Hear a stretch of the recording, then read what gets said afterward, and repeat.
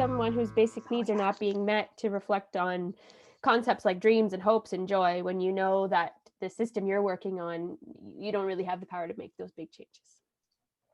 A few thoughts on that, right? Is I think of Viktor Frankl, Hmm. who talked about having a goal or a purpose as sort of being really essential to getting through life, and especially really crappy times.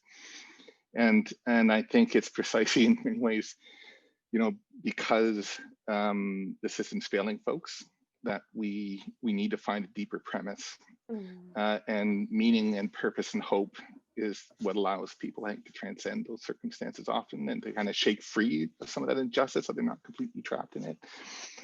And I also think that it could also be sort of problematic to make sort of a working system a precondition of someone having dreams or hopes.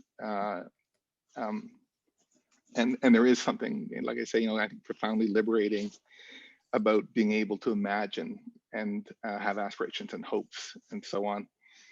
And like, I don't know, but like I think systems probably could work better if we paid more attention to people as not just sort of their bundles of needs, but as these, if we bore witness, if we you know if we attended to their soul needs, if we kind of truly listened and hallowed, uh, I think that is a premise for a different relationship, and that itself can be a motive to change what we do and why we do it. Mm.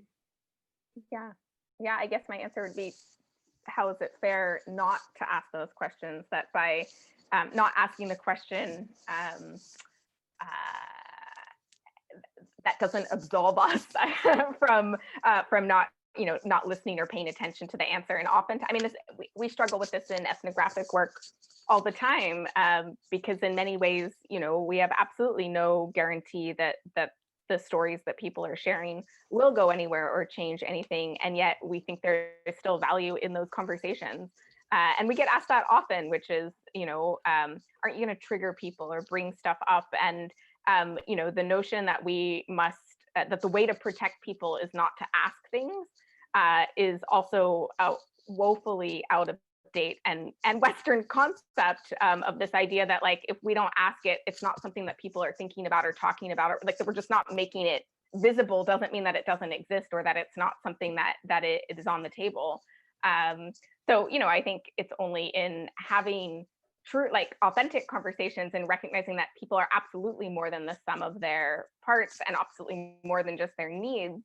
And if we can't start to enter that into our conversational space, even if we don't have the power to make those things happen, it changes how we perceive of that person, and that changes how we interact with them and the ways we talk to them and see them.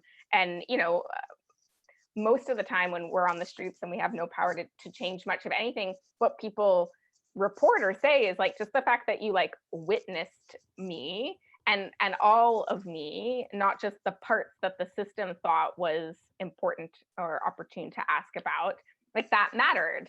And so when people always ask me what to, should I give money to folks on the street, I say, absolutely, if the situation is such, sure, but the most important thing is to look people in the eyes and show that you see them. I think that that's what people are craving more than anything, is a sense of respect. And I think respect comes from getting to know all of them, not just the parts that you happen to think you can manage knowing.